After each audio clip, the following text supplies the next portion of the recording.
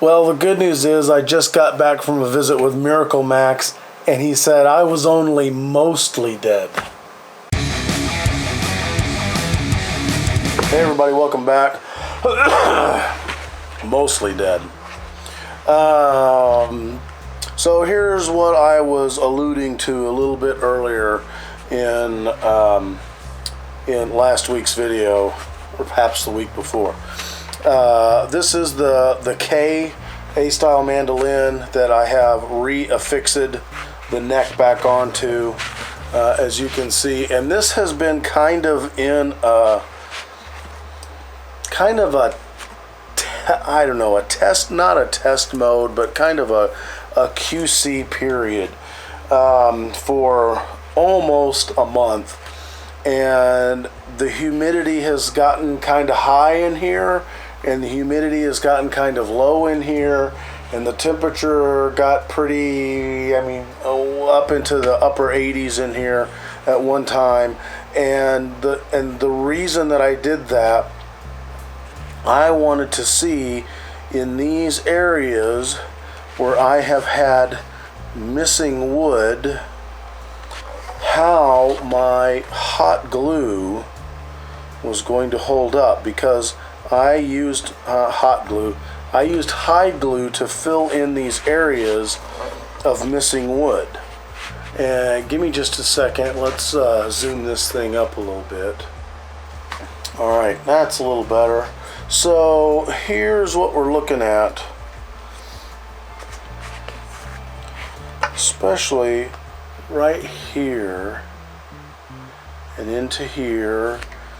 These areas had lots of little tiny splinters of wood that were missing, and after much debate, what I really wanted to try, this is probably the more significant part right here, and then on to, this is actually an edge,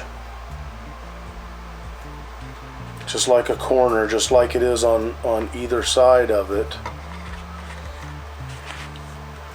And this has lots of missing wood in here and down in through here.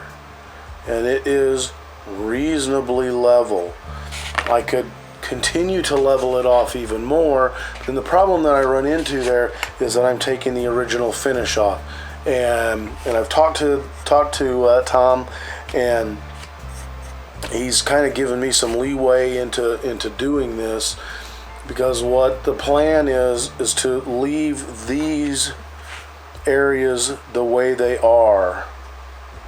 Again, because when this is hanging on the wall or in a case somewhere, and somebody goes, hey, why does that look all funny? Because then he can go, ha ha, let me tell you the story. Because again, I'm Irish and it's all about the story. So I have, during all of these different kind of atmospheric moments, have come in and kind of poked and prodded these areas to see if the changes in the humidity or the changes in the temperature had really any effect on it, and it doesn't, as I can tell. And that kind of makes me hopeful, because if for some reason someone wanted to take this apart, then they could just lay the heat to it like we do if you're taking a neck off, and then this should come apart fairly easily, fairly cleanly, and then if you wanted to reattach it, then you don't have to go back in like if I used white glue and have to pick all that stuff out of there. I'm looking for a reversible solution to this. I've done a fair bit of reading on using hide glue.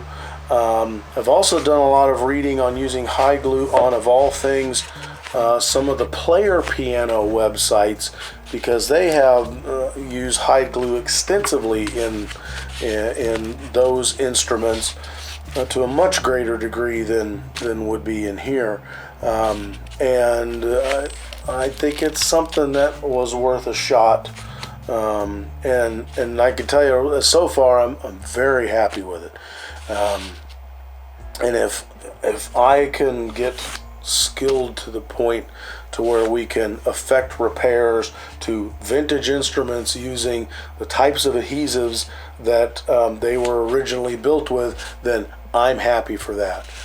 It's a little more difficult than just throwing the white glue in there and being done with it, because you do have to kind of drip it in there, and then once you drip it in there and it sets and you allow time for it to set, then you have to go in and you have to clean that up, either by using, hot water and a rag, or you go in using, razor blades or sandpaper, or however, whatever you see fit. And that's just me. If you've got information contrary to this, I would love to read it. I would love to hear about it. I am not so smart that I can't learn anything. But that's kind of the course that we've taken with this. And tomorrow, our humidity is supposed to be fairly agreeable to be laying down some lacquer. So I'm gonna try, and we're gonna do the typical stinger on the back like you would do with a broken guitar headstock up here. It's just the stinger will be a little further down. We're gonna shoot some black on it, and then we're gonna contain that. We're gonna contain that up into here as well. Couple of real thin coats on it, and then we'll let that set for a week or so, and then we'll shoot we'll wet sand that down, shoot it again if we have to, and then we'll throw some clear on it, and then hopefully I can get it back to Tom.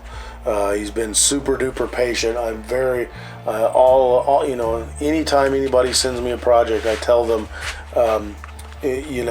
right now I need three things. I need your input. If I need parts, I'll tell you, and you send me the parts, and you got to be patient.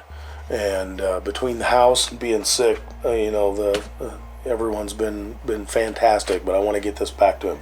So anyways, that is the big, pitchforks and torches moment kind of thing going on right now. But again, if you've got information that talks more about using hot hide glue to make repairs like this, to use as like a drop fill material, that would be fantastic. I'd love to see that. And I think my voice is about shot, so we'll call it good. Hey, if you're new, welcome. I'm glad to have you here. If you're an old timer, I'm glad to have you still here. And be sure to hit like, be sure to subscribe, and be sure to comment down below the sermon notes, because I love to hear from you guys and interact with you guys. And if you get a moment, check out the Patreon site, so we can maybe make some. We got a lot of improvements that we got to make to the new shop, and it'd be great to get you guys and gals involved in that. So y'all have a good one. Cheers. Hey, if you like this episode of RATTLECAN Guitar Restorations, you might want to check this video out as well.